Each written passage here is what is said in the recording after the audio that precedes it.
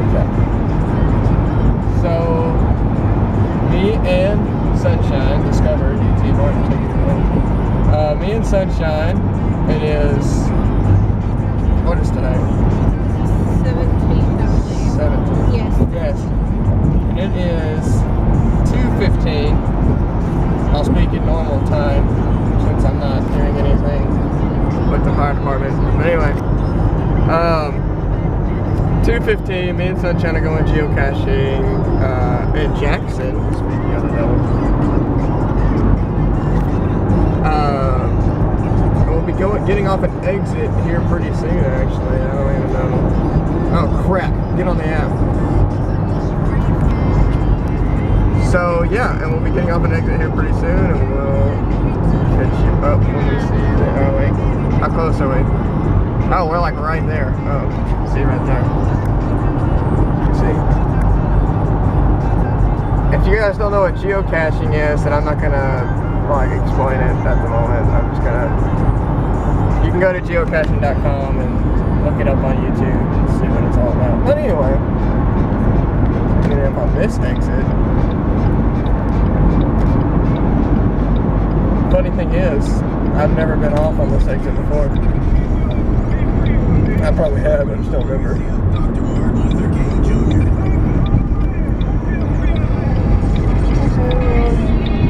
And I don't know what to do at this point. What do you guys?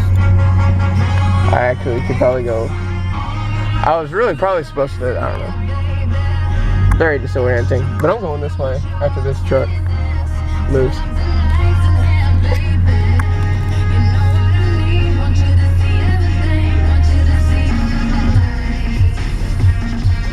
He has no idea what he's doing. Do something with your life. Yeah, just turn signal on, man. Uh oh, he does know what he's doing. That was my fault. So we're gonna park right here at this very sketchy gas station. I was like, just here at this gas station. Little D's, they have an ATM. Go together or Oh great, they have ice, cigarettes, lottery, and beer. and a deli. Yeah. Oh, they got dogs, babe. Yeah, little dogs. Oh, it's not here. No, it's not. I just parked to see where we can go. Please go across the... So an interesting thing that happened. I was sitting here talking to Sunshine, and I said, okay, this cache is called Love a Cache. Oops, I just said the name of it. The name of this cache has love in it. I'll say that. And I was like, well, where in the world is this thing? Because I turned the wrong place. And then I looked to I think it was my left at the time. So, yeah. Alright. First cache of the day is a find. Go. Put this back. We found it. How we found it. Yeah, that one. Alright. At that big. See when you zoom in that far to where we can see it. There we go. Yeah.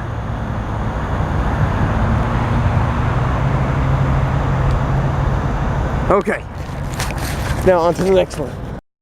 Okay, so we're here at another gas station stop. This one's a something called a doggy post. And of course, what is a doggy post? It's funny you ask. It is exactly what you would think it is. If I can find it.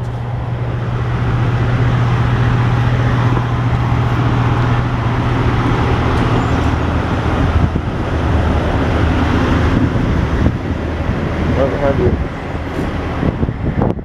Heck, this thing is.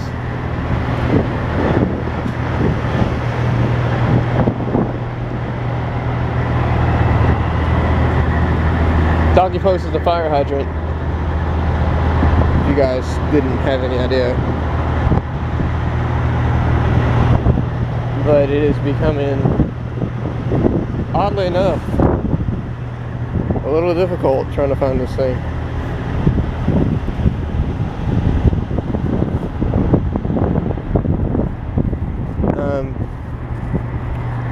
Apparently absolutely in the wrong spot.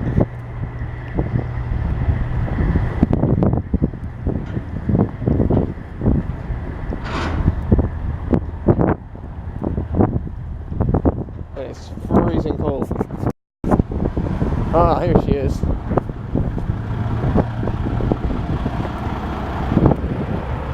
In the freezing cold. Well, where is cache?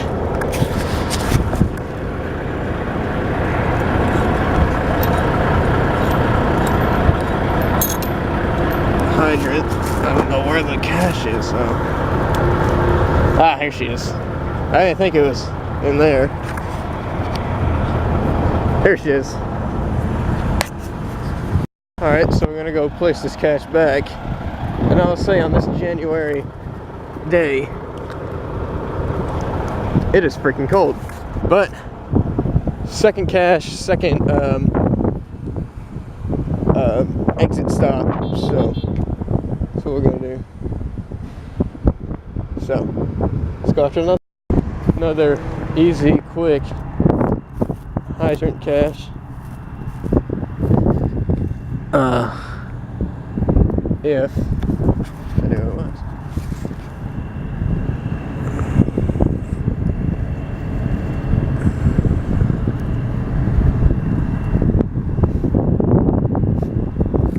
Aha! It wasn't even on the hydrant.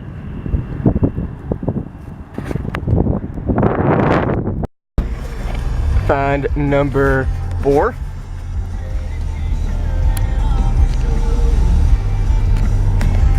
Good job, sweetie. Here at the third stop. Another fire hydrant cache. Alright. Find number 5 of the day. Alright. Back here next to an inn. Going after a TacVlog motel. God, the thorns are real here in Jackson. Too real. Like, that's not even hilarious. It's not. It's a TacVlog motel out in the middle of freaking nowhere.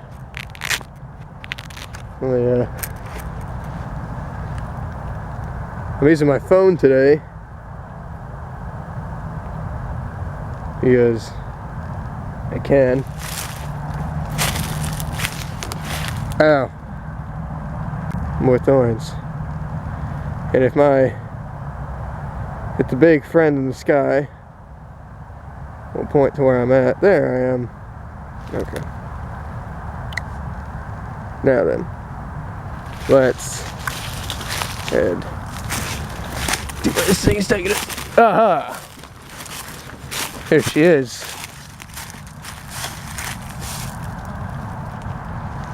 TacVlog motel. Let's go ahead and get my glove back on, because it's still really freaking cold out here. Ugh. Okay. All right.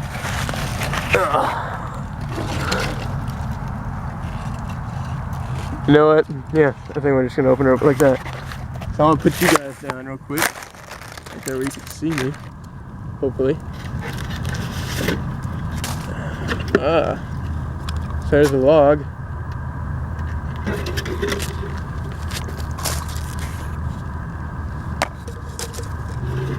They said there was a TacVlog here.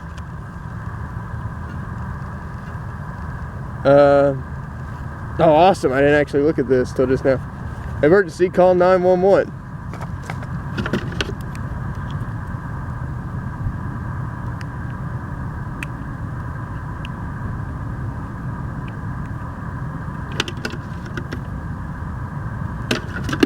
Yeah, there is actually no TacVlog in here. Well, it being a travel bug motel, I just might drop my own travel bug, because for one, I've had it for a really long time, and this one has no travel bug in it. So I'm going to sign the log and get my travel bug out of here. So I've had this travel bug for a really long time. I think it's time to drop it off. Path Rump or Bust. It's actually didn't get that far, but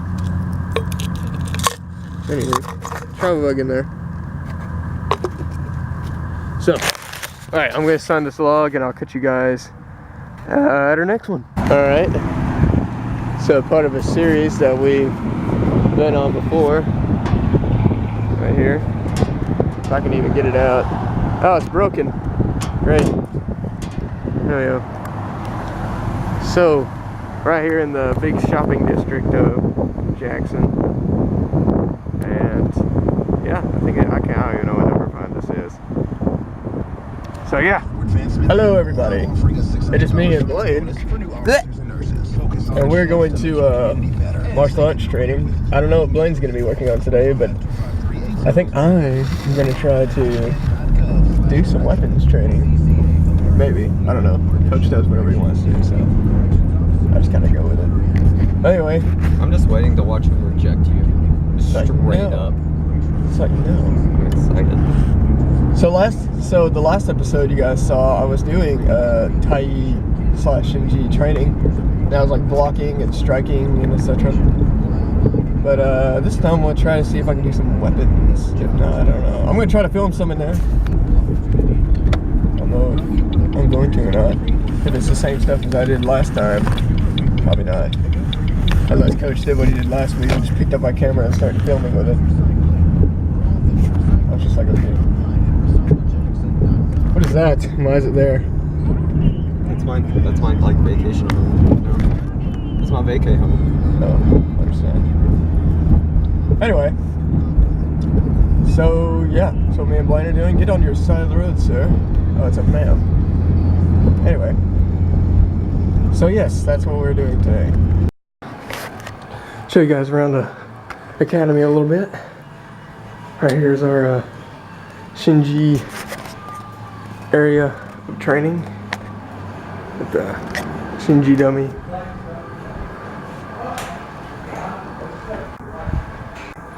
Bag. Shinji dummy. Another one. This is the Allen dummy. You guys saw me on that the other day.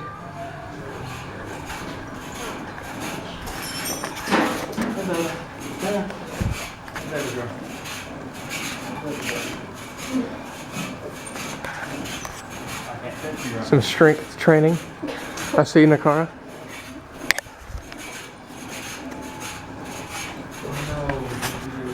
Some more bags over here. Coach. Bags, more bags. Oh yeah, we give them more of what they're seeing here. That's a new dummy, Coach. I haven't seen this one. Yeah, it's a Shinji dummy. Shinji dummy, new Shinji dummy, huh? Some bags. Take the slide off. Yeah, it's just a quick little look of the academy. Yes,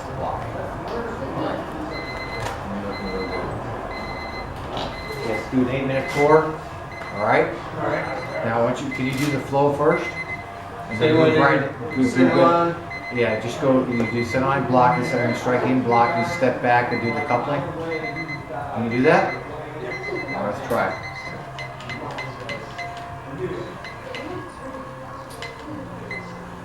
Ready? Up.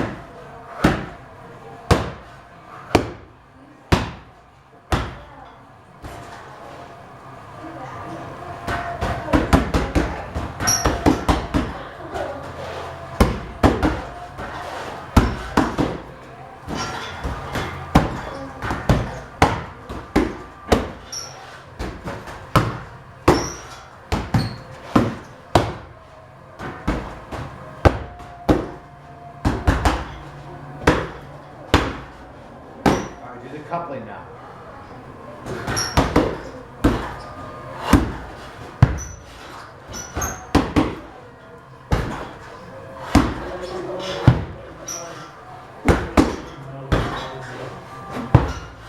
Good, do it again. Just a coupling. Go. Up.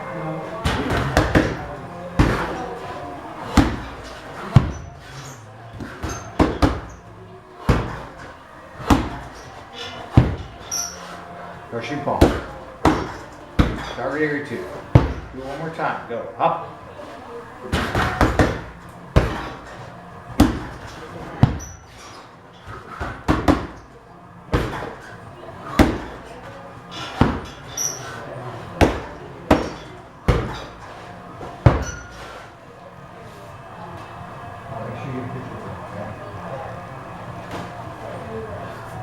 Alright, good? Goes back in the look at there. We're gonna have some pictures. We fall behind him. Hey, I tapped him on the shoulder. He jumps, he turns around. Alright, good. With the camera. Come on, you can come in. Oh, sweet. I'm taking. All right, so me and Blaine just got out of training, Yes, people. and Blaine got a new uniform. I see. Oh, yes. Let's see. Wait, that's not the side, that's on. This is the side. Keisha is on. Can't see it because You got new pants too. I got new pants. $20 on our net. Oh, it's about that. Anyway.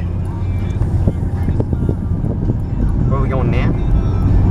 For now, we're gonna go by Nana's, and then we're going to, or you can stay there, and I'm gonna go work out. Either one. Actually, it'd probably be easier if you just went with me to the gym. Anyway, so training was good. You guys saw some stuff going on in there. All that. So yeah, see y'all in a little bit. Holy jeez, it's cold. My goodness, I don't know how cold it is. It's 26 degrees is what volunteer home care says. I'll see what my bank says. They're calling for chances of snow tonight, which is unfortunate because I start EMT school tomorrow. They've already salted the roads up here.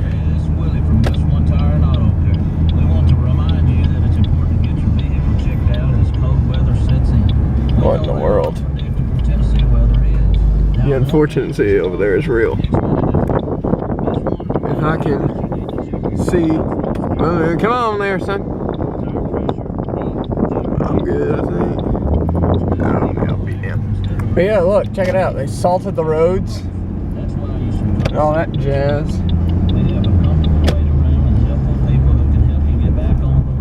Salted the roads and whatnot.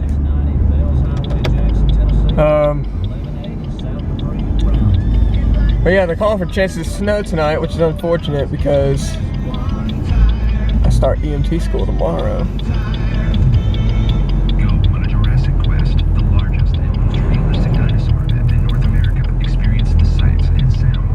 kinda don't wanna drive to Jackson. The set says 23 degrees, my bank says 23. It feels cold. They should just put it's freaking cold outside. At this point, you don't count numbers because it's freaking cold. Goodness gracious. Hello, everybody. It's me, Blake, and we are back here at the EMA building. And it's night number 3. And there's David Whitaker's vehicle. He's in there just chilling, I suppose. No other classmates are here yet. It's just me. I'm just kind of chilling right now. But yeah, about to go in there. And as always, I'll try to get footage of the class. More than likely will. It hasn't failed me so far, so. Don't know what we're gonna be doing on this one. Didn't really talk to us about it. I know we do not have any SCBAs, and he didn't say we needed our turnouts. Oh, here comes somebody. Oh, it's Jason. Anyway, so I will see you guys in a little bit. Understanding the conditions needed for fire. What do you have to have for a fire to burn? Oxygen, fuel. What else?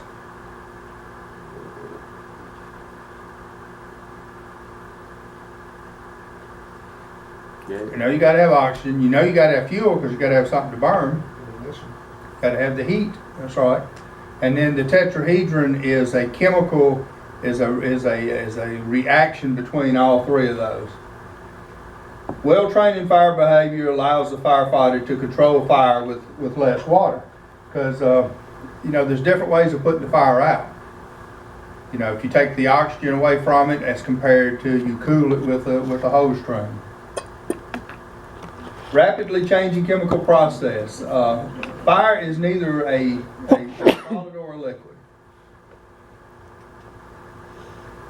All right, when we talk about atoms, we talked a little bit about atoms the other day, right? We cannot either create nor destroy matter.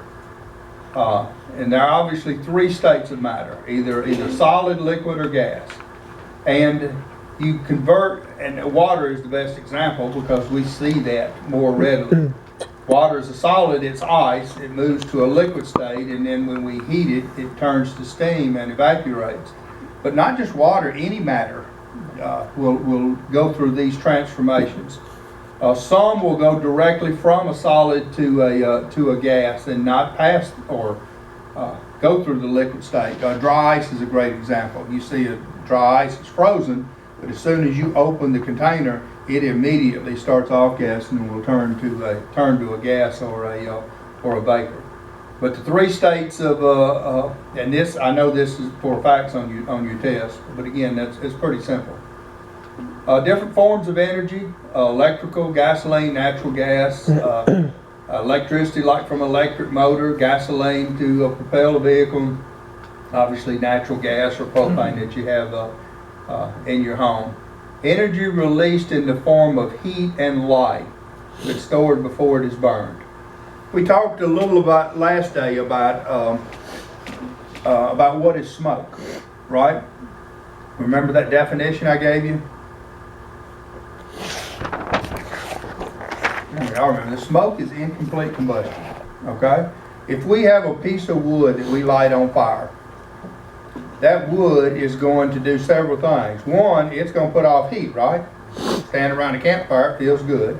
Secondly, it's going to put off light because it's burning. And then thirdly, it's going to put off smoke that turns into the atmosphere. So that piece of wood was not, it was destroyed as a piece of wood, but the matter itself was converted to different forms of energy. Chemical energy created by chemical reaction. You got exothermic reactions produce heat, and endothermic reactions absorb heat. Mechanical energy converted heat to converted when 2 materials rub against each other. You guys probably always heard of that or thought of that as friction, right? Okay, that's mechanical energy. And then of course electrical energy is you know, electricity flowing through a wire or some other form of conductive energy. Light energy, it's the light waves distribute bundles called photons, and then nuclear energy is created by nuclear fission or fusion.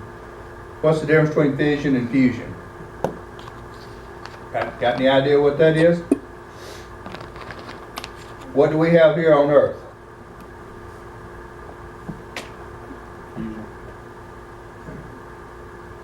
Nuclear fission, this Hadron Super Collider, that they shoot light at the speed of light, and it hits a proton, hits it and destroys it, right? Or it goes into all different directions. Okay? Nuclear fission, what you're doing is you're hitting that and you're separating it. But nuclear fusion is where it is so hot, the chemical reaction or the reaction between these molecules is such an intense heat that they actually fuse together. And you see that in our sun. Our sun is so hot that the original atoms of hydrogen convert to helium and then convert to other heavier materials. But it's so hot. Obviously, nuclear fusion, if you created it here on Earth, you'd have to be able to control it. Because if for some reason you weren't able to control it, it would have a runaway. Effect. But nuclear fission is what we have in our nuclear plants, and what that is that's the separating of the atoms. Either way, and then. Again, energy can neither be created nor destroyed by ordinary means. Energy can be converted from one form to another. All right, this is the conditions needed for fire, and this is what we talked about earlier. And I know this for a fact is going to be on your test. Is you have fuel, oxygen, and heat. Okay, and then in the tetrahedron you have a chemical chain reaction between the three. If you remove any of these three, the fire is going to go out. Your mother in cooking bacon in a skillet and the bacon grease catches on fire, you were always told not to put water on it, right? Put a lid on the skillet, right? So that fire goes out because you put a lid on the skillet, it has no oxygen to burn. You're eliminating the oxygen. If you remove the fuel, if you remove the wood from the campfire to go out, and then of course removing the heat, we as firefighters remove the heat by absolutely applying water. Right? We're just looking for a hot spot. So spray water on it, and it causes that to chemical chain reaction to stop. The chemistry of combustion. Almost all fuels are hydrocarbon. What are hydrocarbon? What is a hydrocarbon? Where does it come from? Almost all fuels. So all our gasoline, propane, diesel fuel, even we are carbon-based life forms. Okay? And so almost all fuels are hydrocarbons. So your hydrocarbons are typically the natural decay of organic material, whether it's the dinosaurs or leaves or whatever, in the Earth's surface that originally were alive on the surface, became subsurface, packed down millions of years later, turned into oil and natural gas and stuff. Okay, it consists of both hydrogen and carbon atoms. Okay, hence the term hydrocarbons. When fuel combines with oxygen, it produces water and carbon dioxide. So see, to put this together, these original fuels rot, and hydrogen and carbon, but when it burns, when you combine them with oxygen, they end up producing water and carbon dioxide. So they end up separating again, just producing different forms of energy. And again, incomplete combustion produces large quantities of deadly gas, which we call smoke. Oxidation, combining oxygen with another substance to create a new compound. Combustion, combining a substance with oxygen to produce heat and light. Pyrolysis, decomposition of material brought about by heat in the absence of oxygen. Smoke, again, toxic byproduct, composed of particles, vapors, and gas. So smoke is, it's black old thick smoke, especially if you see tires or stuff like that burning. It has ash, it has gases, it has all kind of aerosols, what we call a smoke cloud. Again, it's particles, vapors, and gas. The inhalation of smoke can cause severe injuries. Why? What does it have in it? Chemicals. It has chemicals, but what's the number one byproduct of combustion that smoke carries? The particles? Carbon monoxide. All right, direct contact. That's simple, right? Fire quickly spread. If you to put another log on the fire, it's going to catch on fire just by direct contact. Wildland fires start this way. Okay. Conduction is when the heat is conducted. A good example is to heat one end of a steel beam. Even though it's hot, the other end will stay cold, but it will start to transfer that heat. Transfers from one molecule to another. Good conductors absorb heat and transfer it throughout the object. So a piece of metal or a piece of wire or something that's heated on one end, even though it's cold on the other end, will eventually heat the other end. And again, we call this conduction. Convection is where the heat goes through the air. So if you hold your hand above a candle that's on fire, you'll feel the heat. It's burning. So it's not direct contact because it's not touching. Okay, it's not conduction because it's not conducting the heat from one end to the other. It's convection. It is the air currents are convecting the heat from the original source. And a small candle like that, close to the flame, you can feel it, but if you held your hand way up here, a foot or two away, you very well may not even feel the flame, because as it goes up, the heat will dissipate. And then of course radiation, radiant heat. You sit next to the campfire, you feel the transfer of heat in visible waveforms. Travels in all directions. It's not seen or felt unless it strikes an object. Methods of extinguishment: cool the burning material. Obviously, we as firefighters, this is our number one thing, right? We're gonna put water on it. B, we talked about a grease fire. Putting a lid removes the oxygen. Turn the valve off. All right, remember our triangle? What are we doing when we turn the valve off?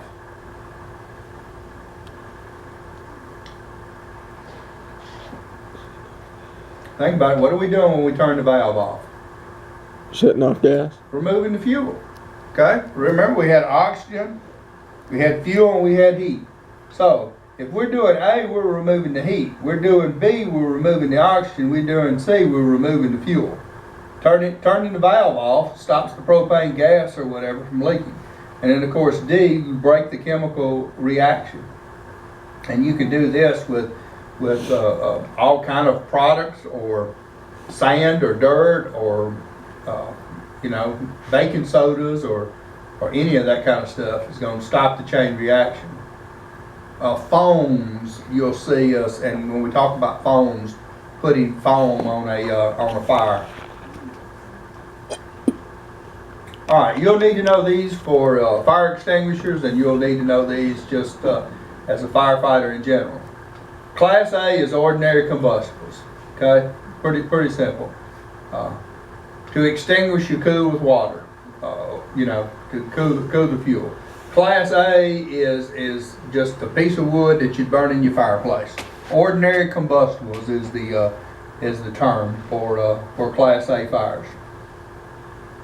All right, Class B fires involve flammable or combustible liquids. What's the difference between a flammable and or a combustible liquid? Shit, I just can't get y'all to answer it. Y'all probably know these. A flammable liquid has a flash point of less than 100 degrees Fahrenheit. So, would gasoline be a flammable liquid? Absolutely.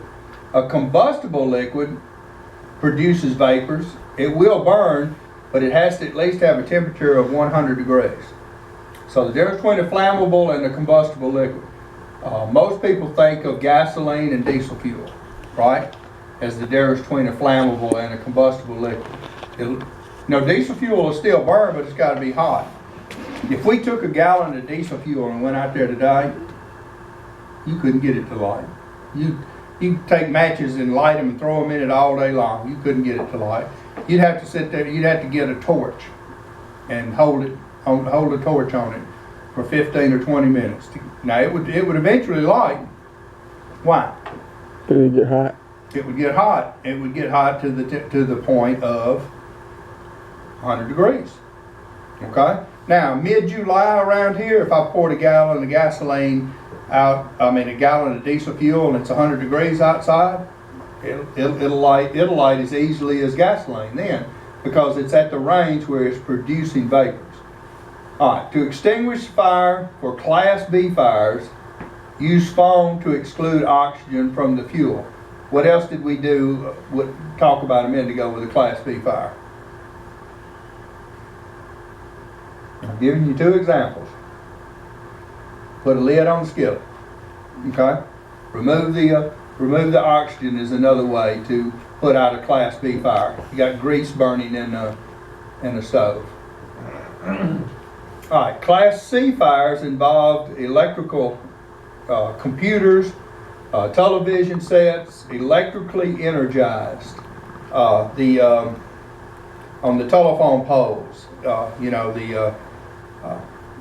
you see those transformers catch on fire. They're electrically energized. So there's a difference. How do you put out an electrically energized fire?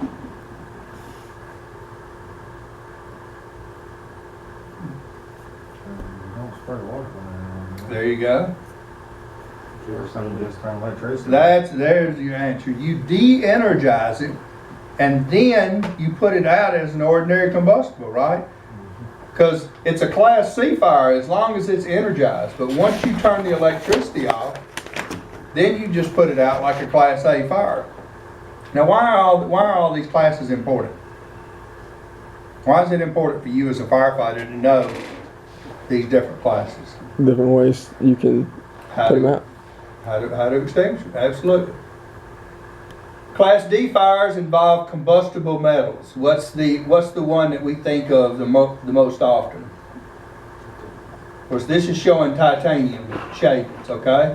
Now, will a block of titanium burn? Well, sure it'll burn. If you get it hot enough. Of course, a block of titanium probably, what its range is, but its flash point is maybe, 2200 degrees or something. But these shavings will burn, right? Metal shavings will burn easier. But combustible metals, as a firefighter, what combustible metal is it that we're going to come in contact with? Magnesium. Magnesium, absolutely. Where you see these? Cars. Automobiles, especially the Volkswagens and cars like that. Yeah, they're built with magnesium magnetos in them. And if you ever see a Volkswagen on fire, and I just use that term because that's the most prevalent where it was originally caused. You see a car on fire and you open it up and you start spraying it with water, it looks just like a sprinkler, a sparkler that you used to light as a kid. You light a sparkler up. That's what a sparkler is. Sparkler is combustible metals on fire, and it's typically magnesium. Must be attacked with special agents. So, this fire extinguisher we have must have Class D written on it, or it won't put it out. Now, what's another way of putting out Class D fires? Snuffing it.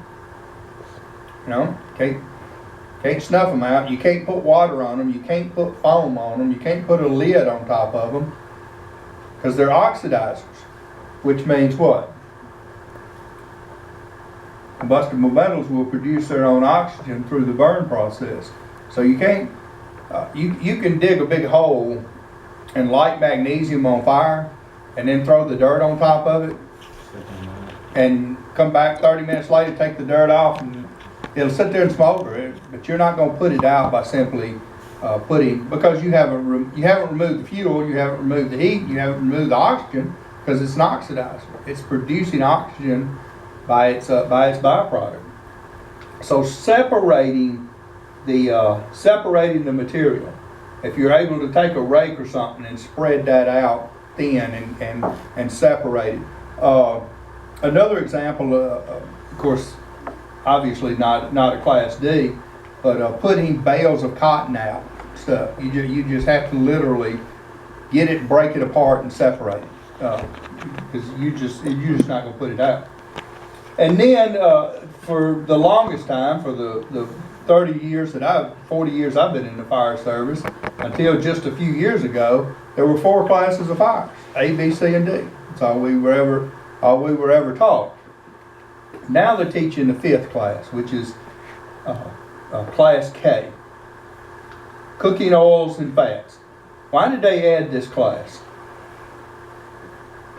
For like kitchen fires or All these fast food restaurants that are deep frying all this stuff, just fire after fire after fire in these restaurants and stuff. So they've added this Class K fire and special extinguishers. So the extinguishing system that are in these restaurants has to be a special type of extinguishing agent for these fires. Would this oil be a combustible or a flammable liquid? flammable. Combustible liquid.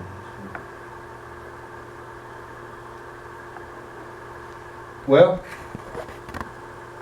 I don't know. I take that back. Some of them very well may have a flash point or lower, right?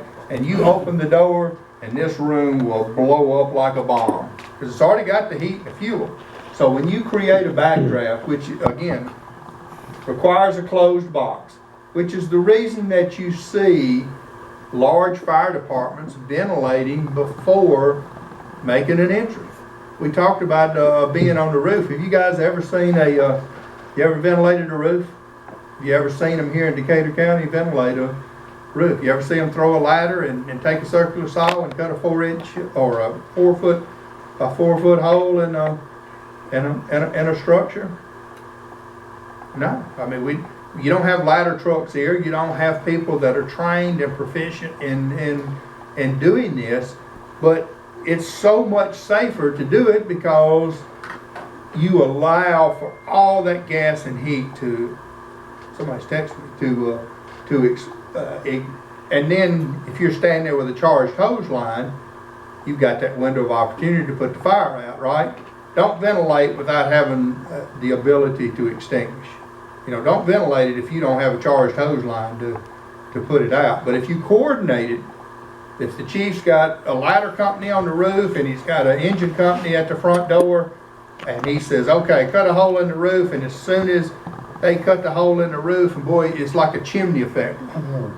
Man, that fire and smoke, he'll send that engine company through the front door at just seconds later. And it works great, and it's so much easier and so much safer. Because if those firefighters had just walked up there and opened that front door, man, it would have blown them their ass back out into the street. And it requires a closed box. So if you ever see a house breathing, you know, that's the way I describe it. Because you walk up there and you see smoke coming out between the windows and door sills, and then pull back in, and then go back out again, that fire is desperate for oxygen. It's what it's trying to do. It looks like a house is breathing. Smoke will come out and you see a little bit go back in and then a little bit come back out. If you ever see that, do not under any circumstances walk up there and open that door. We've had cases where, while we're getting set up and getting prepared, we've had police officers pull up on the scene and walk up there and bust a window. And when they did, boy, this house just blew up like a candle. It's what it was waiting on, because we weren't in position yet. We didn't have charged hose lines ready to put this thing out. But a backdraft requires a closed box. Backdraft, just like flashover, will certainly kill you. Confined space with large heat buildup, little visible flame from the exterior. And that's another thing that'll throw you, because when you pull up, you don't see, you're used to seeing fire at a house fire, and you pull up and I don't see any fire. You see some smoke, but you're not seeing fire. And sometimes you're not even seeing heavy smoke because it's contained. It's not if especially a modern fire, a house is 50 years old, isn't that well insulated? But these new houses are so well insulated and the doors are so well, trimmed and all. And that fire, especially in a laundry room or something, and you look and you go, yeah, I don't see a lot of flame, and you'll see a little bit of smoke. And when you open that door, smoke puffing from the building. Smoke seems to be pressurized, smoke stained windows, no smoke showing, turbulent smoke, thick yellowish smoke. These are all signs of be very careful. Because backdraft will kill you. Okay.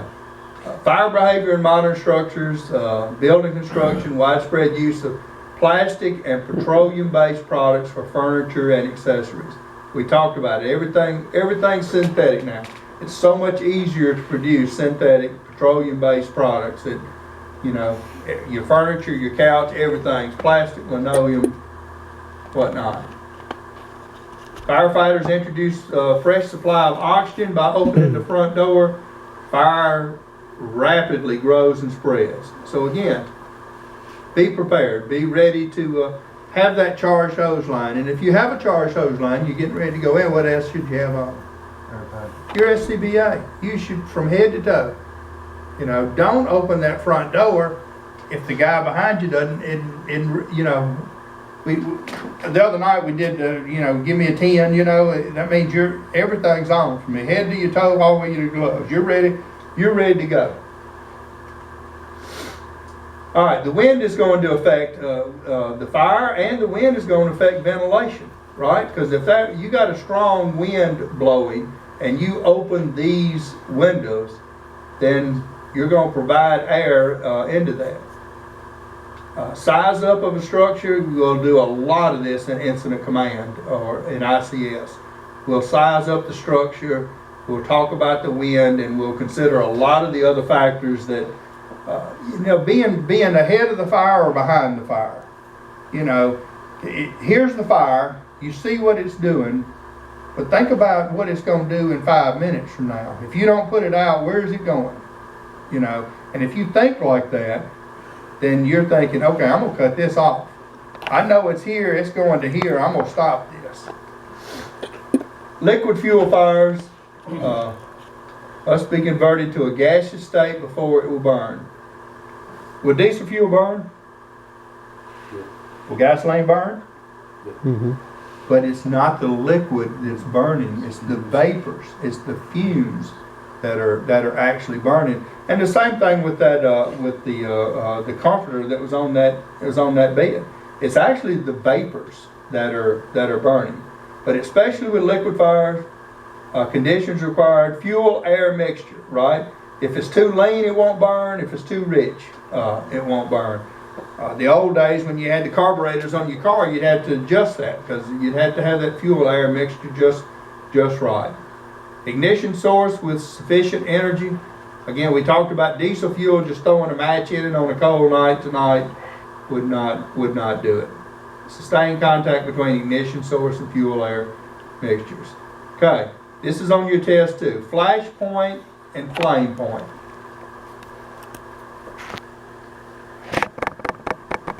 Flash point is the lowest temperature at which vapor is produced. So flash point is where that gallon of diesel fuel is first going to start putting out vapors.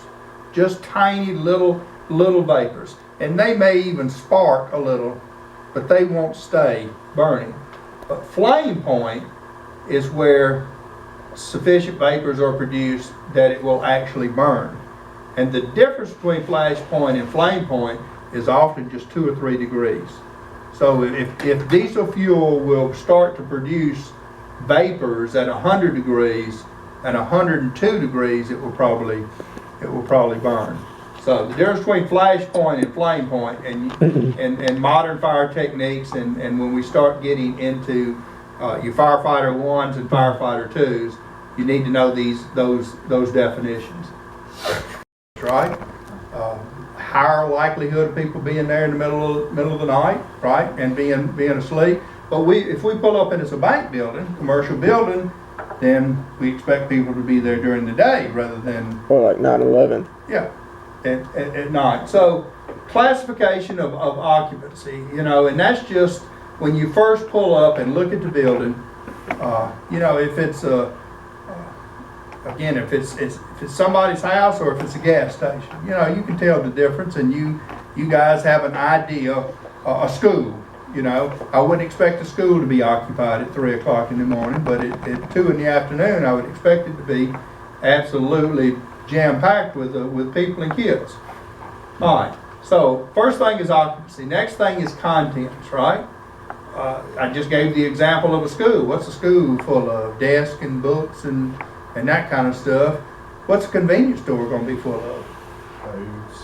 Food, cigarettes, beers, that kind of thing. So just by knowing the type of occupancy, we got a pretty good idea of what the contents are going to be, right? I have walked into a house and it either be under construction or the people have moved out and it'd be totally empty, you know, where I expected it to be full of beds and couches and stuff like that.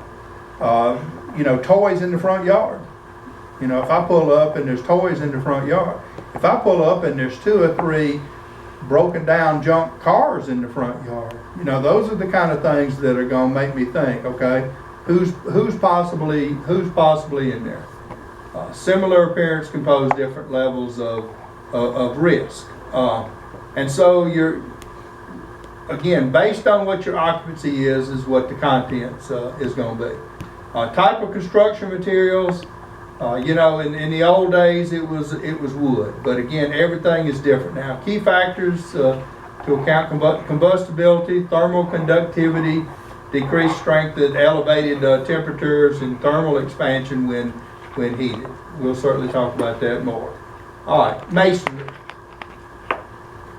Masonry is typically aesthetic, right? Masonry is typically they build a house and then cover it with brick, right?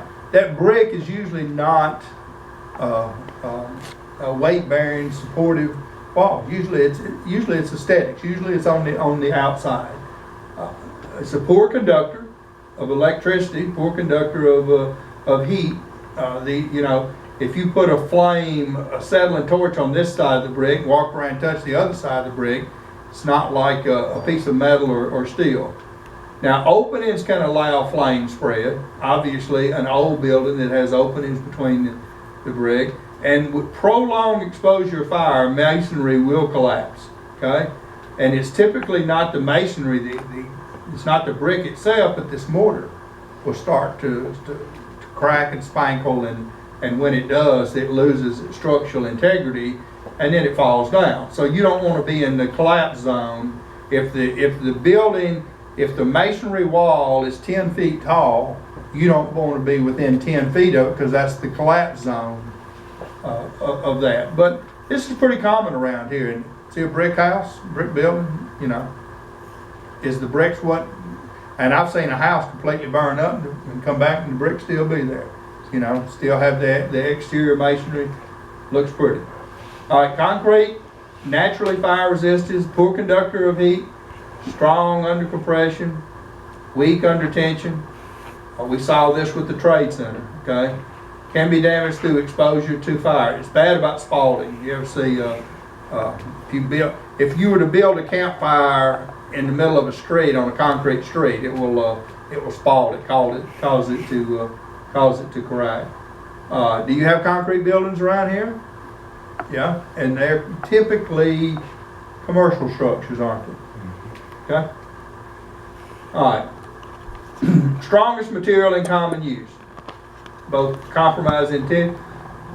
Will rust if exposed to air or mixture. It's not fire resistant, it's a good conductor of heat. Okay.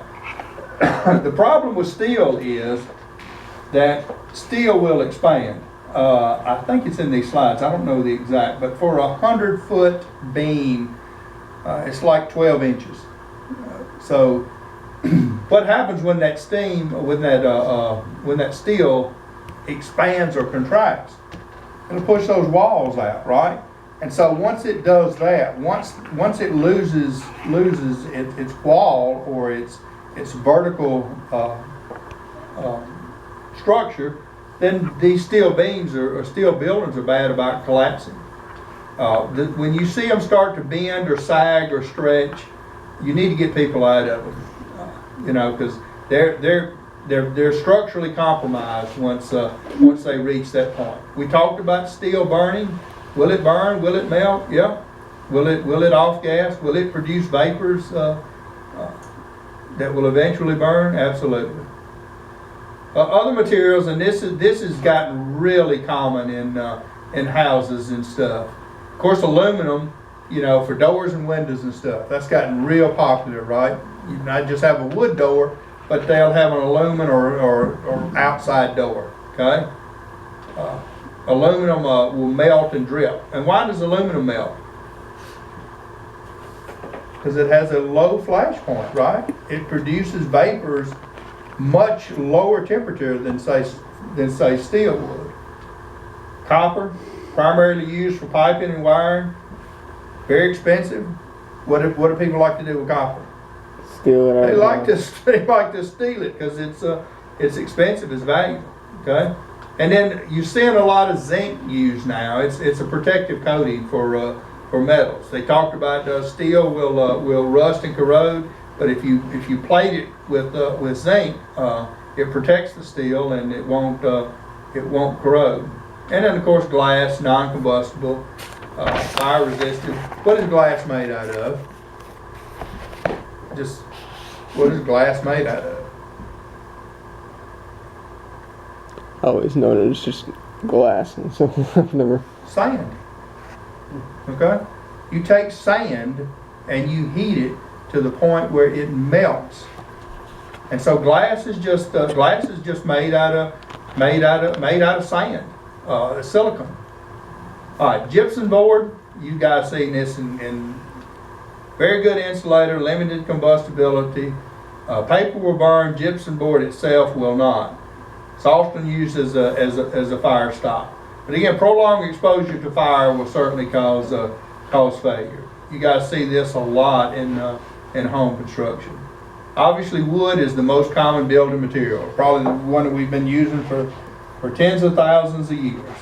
But now we're using engineered wood, right? Now we're not using the 2x4s. In fact, the 2x4 isn't a 2x4 anymore, is it? It's 1.5 inches by 3.5 inches. Manufactured board, human-made, composite. They contain toxic products. Why?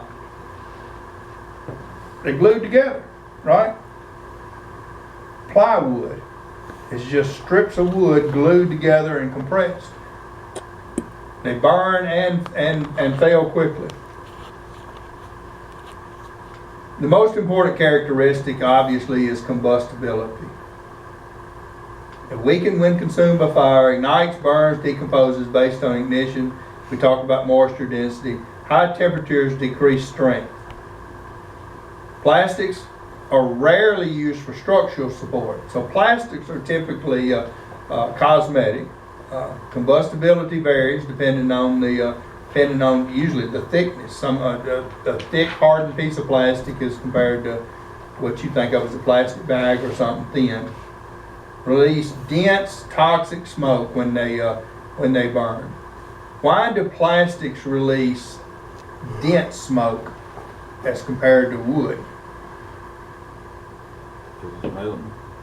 Not because the temperature. Remember, smoke is incomplete combustion, so it will burn completely, but it takes a lot higher temperature. Thermoplastic materials, they tend to melt and drip. All right, types of constructions, types 1 through 5. Type 1, fire resistive. Type 2, non-combustible. Type 3, ordinary construction. Type 4, heavy timber. And then type 5, wood frame. So the type of construction, depending on, if you understand the type of construction, you understand flame and fire spread. We're going to look at those a little more. This is fire resistant. Where do you guys see these kind of fires? Where you see these kind of buildings? More like Jackson, there, something like that. I'm thinking more like on the beach. You ever been to the beach and they're made out of concrete, and they're fire resistive, and used to house large number of people, taller, large areas, special occupancies. Okay, they're made out of concrete, so they're pretty resistive to the weather. This is fire resistant. So if you make this kind of fire, it's not likely that this whole building is going to fall down and collapse on you. What's going to burn? Contents, obviously, whatever's in it, and non-load bearing structural components. But the fire itself, you commit people to this, and you don't have to worry about structural collapse as much. What do you have to worry about with fire resistive? Backdrafts. Yeah, that's right. Right? Because they tend to hold that heat in. Okay. The building materials do not provide the fuel for the fire. Okay? That concrete's not going to burn. The contents is going to burn, but the building itself. Okay. Steel framing must be protected. Oftentimes, if you encase steel in the concrete, when they take the concrete and put those rebars and stuff in there, steel be very hard and hard to ventilate. Why? Hard to cut a hole in the concrete. Type 1 buildings can collapse. And again, in extreme conditions. Where did we see this? With the Trade Center. We saw a World Trade Center built out of steel and concrete come falling down because it finally reached enough of a temperature that it would do it. But it's not very likely. Type 2, non-combustibles. Structural components must be fire resistant requirements are less stringent than type 1. We see these a lot in barns or arenas or stuff like that. Okay, not as good as type 1, but much less expensive to build. So we call them non-combustibles. Type 2. Okay, structural components contribute little to the fuel. Fire severity again is determined by the contents. Most common in single-story warehouses or factories. This factory out here is built out of a type 2 non-combustible. All right, type 3 is ordinary. Okay, masonry exteriors, walls, support floors, and roof, usually limited to no more than 4 stories. Limited fire resistant. So this is ordinary construction. This is what you see downtown Parsons, Decaturville, Jackson. This is what you pull up and find any commercial structure. Separate fire contents and combustible material. Fire resistant depends on the building age, and exterior walls, floors, and roof are connected. All right, heavy timber type 4. A lot of times exterior masonry walls, but the masonry walls are non-load bearing, right? Interior structural elements are floors, roof. No concealed spaces avoid. Used for buildings as tall as 8 stories. We got anything here in Decatur County that's built out of heavy timber? Open spaces suitable for manufacturing. new type 4 construction is rare. Why? Why is type 4 construction rare now? We don't have heavy timbers like we used to, right? I mean, used to you'd see logs, 14 inch by 14 inch, 40 foot long kind of deal. They use steel and stuff now. You see very little of heavy timber construction nowadays. Just too expensive. And then type 5 wood frame. This is what your houses are going to be, right? This is what your mobile homes and your houses and stuff, they're typically wood frame. Major components are wood or other combustible materials, okay? Used in buildings up to 4 stories, wooden I-beams and trusses, strong enough to carry the required load. Now that's an understatement. They're strong enough to carry the required load, but the required load doesn't excludes a fire environment. So once they catch on fire, then it's a different story. No built-in safety margin. Collapse early and suddenly. So wood frame can certainly fall down on you. This is a wood frame, balloon frame construction.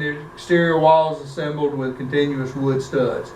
The problem is that you can have a fire in the lower floor and put that fire out, but if that fire gets in the wall and there's not a fire break in there, that fire can travel to the second floor all the way up into the attic, and you not realize that the attic is on fire. In fact, you can go in and put the fire out and think, oh man, we got this. And firemen are bad about assuming that, hey, we got it, we're gonna go home, right? And they go home and come back 30 minutes later. And that term is called, in the fire business, called a rekindle. And you don't ever want to be the culprit or to be accused of a rekindle. It means you didn't do your job in the first place. You didn't put the fire out properly, and you didn't follow the fire extending to make sure that it's not somewhere else. Exterior wall stud are not continuous with the platform frame type of construction, but you need to look for these void spaces. Understanding how various components. Well, guys, that was death by PowerPoint once again. Just like last week, as you saw Tuesday, it was death by PowerPoint, the same this Tuesday. But Thursday will be much more fun, and we actually get to tie knots, I think, back in the Boy Scout days, if I ever wasn't Boy Scouts. Anyway, thank you for watching this episode of the TacVlog.